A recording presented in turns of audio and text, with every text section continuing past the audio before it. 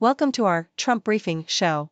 Today, we dive into the latest political landscape as new Liberal leader Mark Carney gains traction in the election campaign, boasting a favorability rating that puts him ahead of his competitors. With a focus shifting towards addressing Trump's impact, the Liberals are riding high on a wave of support. In other news, U.S. Homeland Security Secretary Kristi Noem is making waves in Colombia, discussing immigration and crime with local officials. This visit comes at a critical time, as tensions rise between the U.S. and Colombia over deportation issues. Noem's journey continues to Mexico, where she will tackle tariffs and more. Lastly, a significant concern has emerged regarding the use of the Signal app by Trump national security officials. Senators are calling for an investigation into possible breaches of sensitive information during military discussions. This controversy highlights the ongoing debates surrounding transparency and security within the administration. Please stay tuned for more detailed coverage. The Toronto Star reports on the early dynamics of the federal election campaign, emphasizing the importance of leader favorability, government approval, and voter priorities. Mark Carney, the new Liberal leader, has garnered a positive impression from 41% of Canadians, significantly outpacing Conservative leader Pierre Poilievre's -5 net rating. This favorable perception is crucial as Canadians tend to support leaders they trust, and Carney's ascent has coincided with a rebound in government approval ratings, now at 41%, contrasting sharply with Justin Trudeau's final days in office. The evolving voter sentiment indicates a preference for Carney's leadership, suggesting a potential shift in the political landscape as the election progresses. In another context, U.S. Homeland Security Secretary Kristi Noem's visit to Colombia highlights the complexities of U.S.-Latin American relations. Amid rising tensions with the Colombian government over immigration and deportation policies, Noem's discussions with Colombian officials aim to address organized crime and security concerns. The contrast between her meetings in Colombia and El Salvador, where she engaged with a right-wing leader known for his tough stance on gangs, underscores the varying political climates in the region. This tour reflects the Trump administration's ongoing challenges in navigating immigration issues and maintaining alliances in Latin America.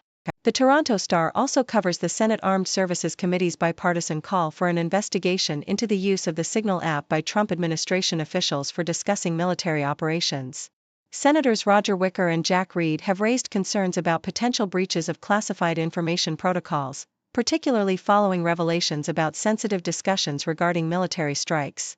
Despite President Trump's dismissal of the controversy, the committee's request for a probe signifies a serious bipartisan effort to ensure accountability and transparency in national security matters, highlighting the ongoing scrutiny of the previous administration's practices.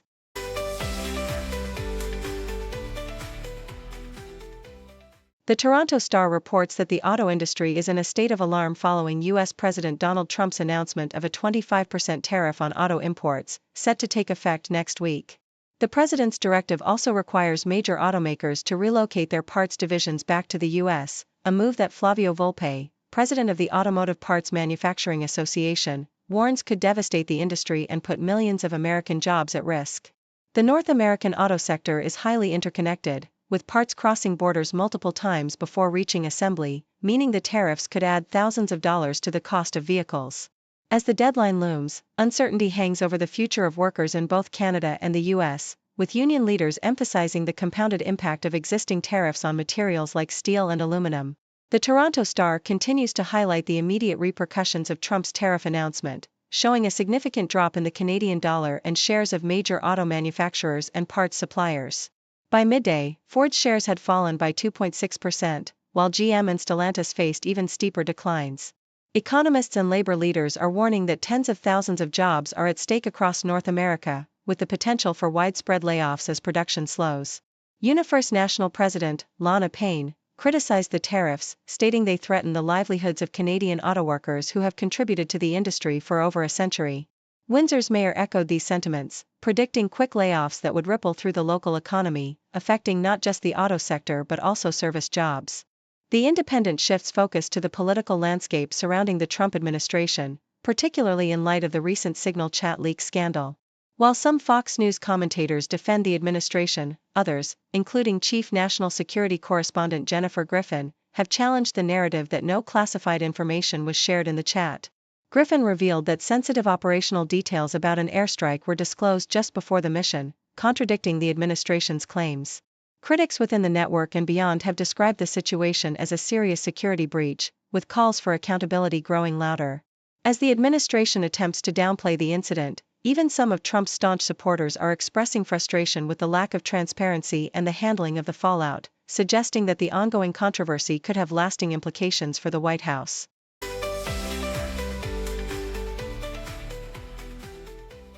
The Independent reports that the global auto industry is facing a significant upheaval following President Donald Trump's announcement of a 25% tariff on imported vehicles, set to take effect on April 3.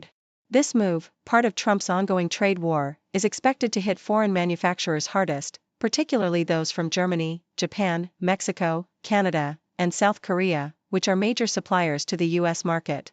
Experts warn that American consumers will also feel the sting, with vehicle prices potentially rising by thousands of dollars, complicating affordability for families already grappling with high costs.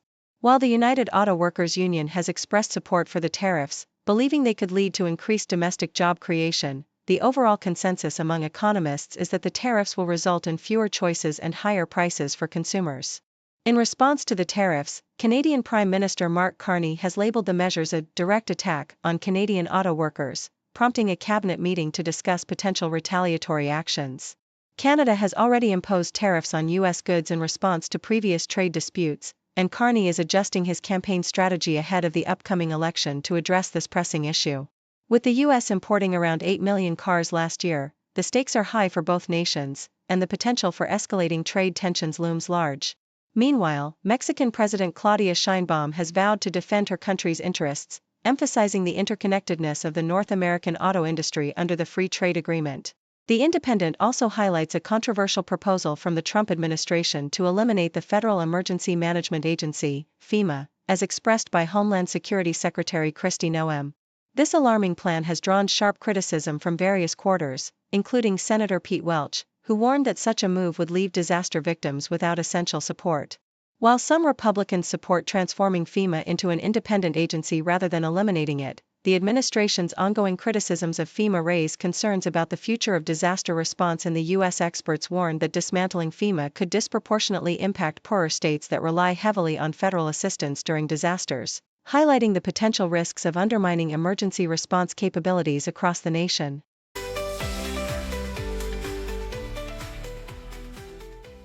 The Independent reports that the Trump administration, led by Homeland Security Secretary Kristi Noem, is planning to eliminate the Federal Emergency Management Agency, FEMA, and overhaul its disaster response strategy. This move aims to restrict FEMA's role to immediate life-saving efforts and emergency supplies, while shifting long-term disaster rebuilding responsibilities to states, effectively reducing federal involvement. During a cabinet meeting, Noem stated the administration's intent to eliminate FEMA, which has faced criticism for inefficiency and alleged misallocation of funds. Trump has previously expressed the belief that states like Oklahoma should handle their disaster recovery independently, with federal support only as a secondary measure. This shift raises concerns about the potential politicization of disaster aid, especially as Trump has threatened to cut disaster funds for states led by Democratic governors if they do not align with his priorities. The administration's approach also includes a review of disaster relief programs that might assist undocumented immigrants, further intertwining immigration issues with disaster response. Thank you for tuning in. The content above showcases the latest briefing reports and analytical synopses, thoughtfully curated by the 6Do team. These insights stem from a wide array of reputable media outlets, think tanks, government sources, and specialized experts worldwide. We encourage you to explore these sources for a comprehensive perspective. Keep in mind that while the content may not always align with the official standpoint of 6Do Brief, it's not meant to be taken as absolute directives for decision-making. Comprising seasoned media professionals, learned scholars, and accomplished scientists, the 6Do team embodies a trailblazing, fully independent media entity. To customize 6Do Brief to meet your professional needs, you have the option to subscribe to a diverse array of briefings on our website, 6dobrief.com. Regardless of your location, you can conveniently receive 6Do Brief via email. Scrolling through the headlines, another crazy day. 6 degrees of stories, connecting in their way. From the weather to the sports, and everything we see. People making news on TV screens for free. 6 degree world, where the news